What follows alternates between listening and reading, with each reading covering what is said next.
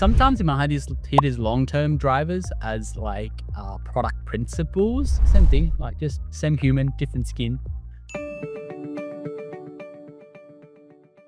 And mindset 3 is you need to balance long-term and short-term goals in your prioritization. You can't just all prioritize on your short-term goals. You can't just do it for long-term. You got to do both long-term and short-term goals. So your short-term goals are things to do with like objectives, outcomes, goals, initiatives, milestones. Like these are your short-term goals that you must hit. Like for example, what's your quarterly OKR, right?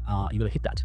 And these are generally have a time bound and is generally how measurable. So you generally have like, hey, you got to make 1,000 sales in 6 months, right? That's a time bound measurable. Or make $65 million over the span of 12 months, right? That's a time bound measurable.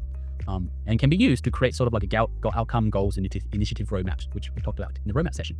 So this is like the short-term goals. And then you also need to overlay your long-term goals, which is your long-term things like these are your business drivers, like these are your strategic themes, your long-term bets. And these are like long-term considerations that can never really be done. So for example, reliability, right, of your services and your product, customer satisfaction of your product, like that's never ends, or like quality of your product, like that's never done. So these are your long-term things that you have to consider, and you always have to balance both long-term and short-term.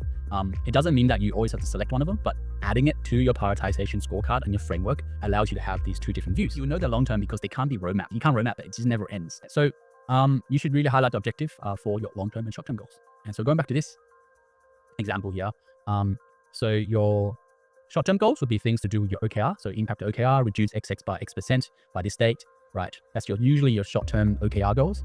And then you have a long-term driver, which is like simplicity. Like for example, Blinklist have a very heavy focus on simplicity, right? And that's never done, right? And impact reliability, that's never done, right? Sometimes you might hear these long-term drivers as like product principles. Yeah, same thing, like just again, same human, different skin. Yeah, so long-term just cannot be measured, but you always have to balance both long-term and short-term.